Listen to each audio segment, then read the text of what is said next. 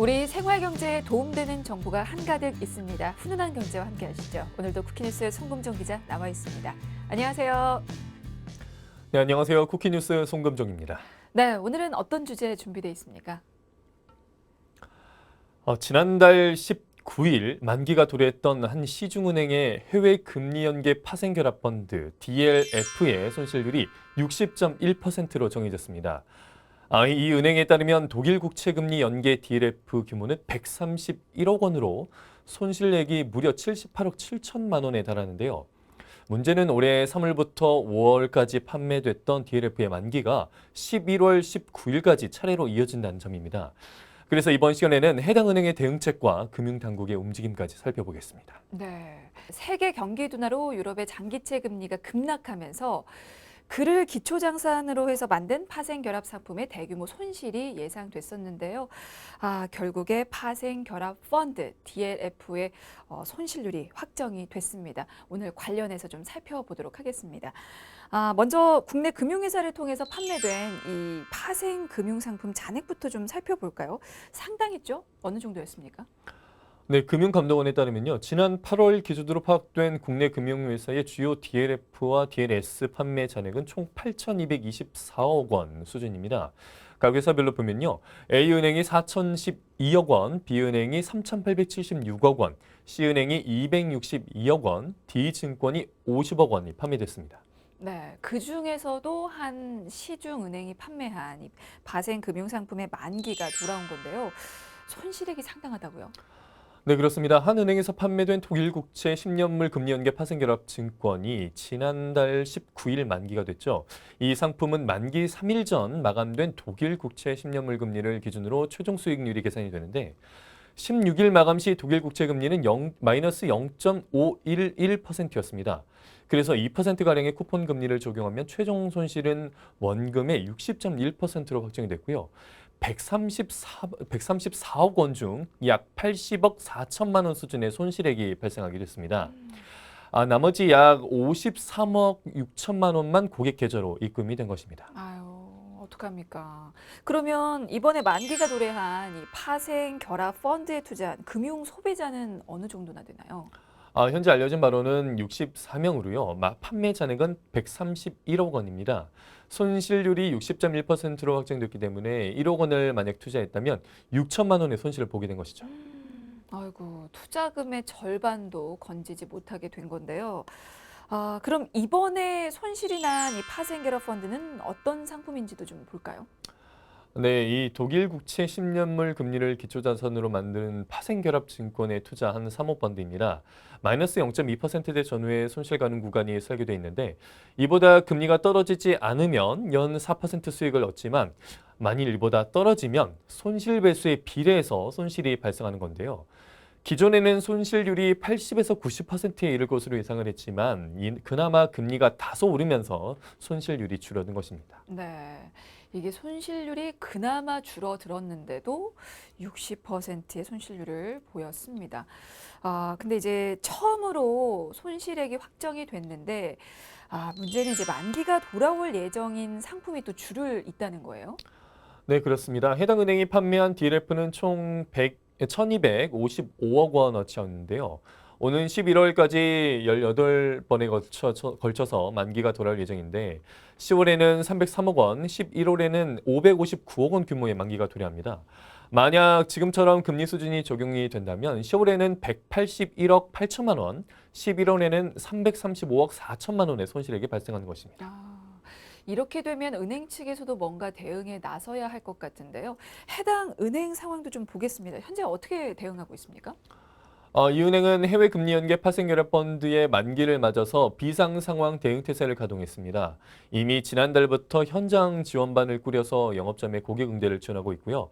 현장 지원반은 자산관리 그룹 직원이나 그곳 출신인 직원을 중심으로 이루어져 있고 100여 명에 달하는 것으로 현재 알려져 있습니다. 네, 이게 파생결합 증권이나 이 펀드 상품을 구매한 고객들에게 관련 내용을 잘 고지하고 있는 거죠? 네, 이 중 66명은 일선 영업본부에 2명에서 3명씩 상근하면서 영업본부가 관할하는 지점에서 DLF 관련 문의나 상담에 응대하는 업무를 돕고 있는데요. 특히 DLF가 집중적으로 판매된 위례 신도시 지점에는 지점 단위임에도 불구하고 현장 지원반 인원이 3명 배치돼 근무 중에 있습니다. 아, 이게 해당 은행의 위례 신도시 지점에서 이 파생금융 상품이 특히 많이 판매가 된 겁니까? 네, 이 지점에서 팔린 DLF가 70여 원어치로 전체 판매액인 1,235억 원의 5%가 넘습니다. 지난달 기초자산이 되는 독일 국채 10년물 금리가 추락해 원금 전부를 잃을 지경에 달했다는 소식이 들리자 투자자들은 위례 신도시 지점을 방문해 항의를 하기도 했습니다. 네. 그렇다면 은행 측에서도 돌발 상황에 대비를 하고 있겠네요. 네, 이제 본점에서는 본부부서 직원, 프라이빗 뱅커, 변호사 등으로 구성된 비상상황실을 현재 운영하는 것으로 알려져 있습니다. 네. 자, 이렇게 한 시중은행이 판매한 금리 연계, 파생 결합 펀드의 투자자 손실이 60%로 확정이 된 가운데 앞으로의 분위기도 좀 좋지 않을 것으로 예상이 되는데요. 이와 관련해서 금융당국은 어떤 반응을 보이고 있습니까? 현재 금융감독원은 현장 검사를 진행하고 있고요. 불완전 판매 여부를 확인 중인 것으로도 알려져 있습니다. 그래서 최대한 빨리 DLF 관련 분쟁조정위원회를 열고 이후에 손해배상 비율을 결정할 계획인데요. 지난달 19일 기준으로 분쟁조정위원회 분쟁조정 신청에는 무려 150건이 접수된 것으로도 알려져 있습니다. 네, 앞으로 분쟁 조정 이 신청도 좀 더 늘어날 것으로 좀 예상이 되는데요. 만약에 조사 결과 상품 판매와 관련해서 이게 불완전 판매 등의 어떤 문제가 드러나게 된다면 어떻게 될까요? 이 은행에 대한 제재가 아무래도 불가피합니다. 다만 금감원은 9월 17일 발표 당시에 현재까지 해당 상품의 설계상 하자 또는 불완전 판매 여부 등에 대해서 사실관계가 확정되지 않았다고 현재 밝혔고요. 또 확인된다 해도 혐의를 확정하는 데 시간이 걸리고 제재 여부에 대해 내부적인 논의가 필요하기 때문에 제재까지는 좀 시간이 걸릴 것으로 보입니다. 그렇군요. 근데 이제 해당 은행뿐만 아니고 이제 전반적으로 파생 결합 상품 판매에 대한 지금 조사가 이루어지고 있는 거죠? 네, 그렇습니다. 금융감독원은 주요 해외 금리 연계 파생 결합 상품의 설계와 제조, 판매 전반에 대한 현장 검사를 현재 실시하고 있고요. 금융위원회도 이번 사태로 100% 손실 가능한 파생 상품을 은행에서 판매하는 게 과연 적정한지 등을 포함한 개선책을 검토하고 있는 것으로도 알려져 있습니다. 네. 해당 은행에 대한 조사가 지금 진행 중이군요. 근데 이제 그 은행 같은 경우는 연이은 악재가 또, 다시 할게요. 네, 해당 은행에 대한 조사가 지금 진행 중인데요. 그 은행 같은 경우는 연이은 악재로 지금 위기에 몰려 있다고 하는데 어떤 부분에서 문제가 되고 있는 겁니까? 네, 문제가 되는 이 은행은 DLF뿐만 아니라 자금 세탁 방지 규정 위반과 전산 사고 등 그간 문제가 됐던 사안들이 올해 하반기에 한꺼번에 제재 심판대에 올라가 있습니다. 그래서 최악의 위기를 대비하는 상황인데요. 금융지주 출범 이후에 내년부터 본격적인 자회사 인수합병에 나선다는 계획이었지만 아무래도 이 은행에 대한 금융당국의 제재가 이제 복병이 되고 있습니다. 가장 먼저 제재가 예상되는 사안은 어떤 겁니까? 아무래도 자금 세탁 방지 규정 위반입니다. 해당 은행은 금감원 검사에서 고액 현금 거래 보고 CTR 4만 건과 의심 거래 보고 STR 등을 금융당국에 늦게 보고한 것으로 드러났고요. 금융회사는 불법 재산 등으로 의심되는 STR에 대해 금융당국에 지체 없이 보고를 해야 합니다. CTR은 30일 이내에 보고하도록 되어 있기 때문에 아무래도 제재 대상에 올랐습니다. 고액 현금 거래와 의심 거래를 늦게 보고해서 문제가 됐다. 그러면 그 부분에 있어서는 은행 측에서는 어떤 입장을 보이고 있습니까? 이 위반 건수만 놓고 보면 중징계가 불가피한 사안이지만 이 은행 측은 전산 시스템 오류로 인해 4만 건이 한꺼번에 보고가 늦어졌다는 주장을 현재 펼치고 있습니다. 전산 시스템 오류요? 네, 이 은행은 고액 현금 거래인 CTR 명단을 분류해서 IT 자회사에 보냈는데 거기에서 금융정보 분석원으로 전송하는 과정에서 차세대 전산 시스템 오류와 맞물려 문제가 생겼고 이로 인해 자료가 넘어가지 않았다라는 입장입니다. 네, 그러니까 은행은 제때 보고를 했지만 이제 그 과정에서 발생한 문제로 인해서 늦어졌다는 얘기인 것 같은데요. 만약에 고액 현금 거래 CTR과 또 의심 거래 STR 등을 제대로 금융 당국에 만약에 보고를 하지 않으면 그러면 이제 어떻게 되는 건가요? 네, 이럴 경우 과태료 부과 대상이 됩니다. STR은 1,800만 원, CTR은 900만 원인데요. 위반 건당 기계적으로 과태료를 부과하게 되면 해당 은행은 CTR 4만 건에 대해서 3,200억 원가량의 과태료 부과 처분을 받아야 하는 겁니다. 아, 이게 그러면 건수별로 보면 은행 측에서 어마어마한 과태료를 납부해야 하는 상황이네요. 네, 그렇죠. 그래서 은행 측은 전산 사고에 따른 문제이기 때문에 4만 건이 아니라 한 건으로 처리를 해야 하고 자금 세탁 방지 규정 위반이 아니라 전산 사고에 포함시켜야 한다는 주장을 현재 펼치고 있습니다. STR의 경우에도 의심거리 여부를 확인하는 내부 절차를 거치는 과정에서 보고가 늦어졌다는 주장을 하고 있는데요. 의심거래의 경우 은행 자체적으로 즉각적인 판단을 내리기 어렵다라는 점을 현재 피력하고 있습니다. 네, 이게 뭐 아직 제재 결정이 난 게 아니기 때문에 앞으로 좀 치열한 공방이 예상이 되겠는데요. 아무래도 이번 사안은 향후 자금 세탁 방지 규정 위반과 관련해서 다른 금융회사에도 적용이 되는 만큼 제재심의위원들도 신중하게 접근하고 있는 것으로 현재 알려져 있습니다. 네, 뭐 상황 앞으로 좀 더 지켜봐야 될 것 같습니다.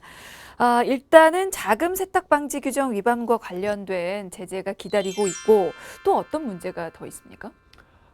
이 건이 끝나면 IT 사고와 관련한 제재가 기다리고 있습니다. 아직 제재 상해는 회부가 되지 않았는데요. 금감원이 피해액을 현재 산정하고 있는 것으로 알려져 있습니다. 해당 은행은 차세대 전산 시스템을 지난해 5월 처음으로 가동했지만 첫날 모바일 뱅킹에서 오류가 발생했고 월말에는 결제일에도 전산 장애를 겪었는데요. 이후 4개월간 개선 작업을 거쳐서 9월 다시 재가동했지만 비슷한 사고가 이제 발생을 했습니다. 당시에 정확하게 어떤 사고가 있었습니까? 당시에 오류로 인해서 고객이 송금한 돈을 상대방이 받지 못하는 등의 사고가 발생했습니다. 하지만 이 은행은 문제가 된 부분을 모두 찾아내 원상 회복을 시켰다고 주장하고 있는 상황이고요. 만약에 문제가 된 거래를 모두 사고 금액으로 처리를 하게 된다면 그러면 또 어떻게 될까요? 이 은행에 대한 제재 강도는 높아질 것으로 보입니다. 금융감독원이 사고 금액을 50억 원 이상으로 산정하면 담당 임직원은 직무정지 이상, 그리고 금융회사는 기관 경고 이상 제재를 받게 되는데요. 전산 시스템 복구가 24시간 이상 지연될 경우에도 같은 수준의 제재를 받게 되고요. 위반 건수가 100만 건 이상이고 전체 고객 수의 10% 이상인 경우도 마찬가지입니다. 네, 정말 해당 은행도 골치 아플 것 같은데요. 이렇게 여러 가지 악재가 이어지고 있는 만큼 해당 은행 측에서도 뭔가 대응책을 세우고 있지 않을까 싶은데 어떻습니까? 은행 측에서는 고객 손실을 최소화하는 방안을 추진하면서 금융감독원의 분쟁조정위원회의 결정을 적극적으로 받아들인다는 방침을 세운 것으로 알려져 있습니다. 금융회사가 3년 이내에 기관 경고를 3회 이상 받으면 세 번째 제재 때부터는 제재 강도가 한 단계 더 높아져서 영업 정지 조치를 받을 수 있다는 점에서 아무래도 최대한 제재 수위가 낮아지도록 제재심을 방어해야 하는 상황입니다. 네, 알겠습니다. 한 시중은행이 판매한 파생 금융 상품의 만기가 도래하면서 손실률이 60.1%로 지금 결정이 됐는데요. 소비자들의 불만이 커지자 금융당국이 또 조사에 나섰습니다. 뭐 어떤 결과가 나올지는 좀 더 지켜봐야 될 것 같고요. 또 차후에 저희가 알려드리는 시간 또 마련하도록 하겠습니다. 자, 훈훈한 경제 오늘 여기서 마무리 짓겠습니다. 지금까지 쿠키뉴스 송금종 기자였습니다. 고맙습니다. 고맙습니다.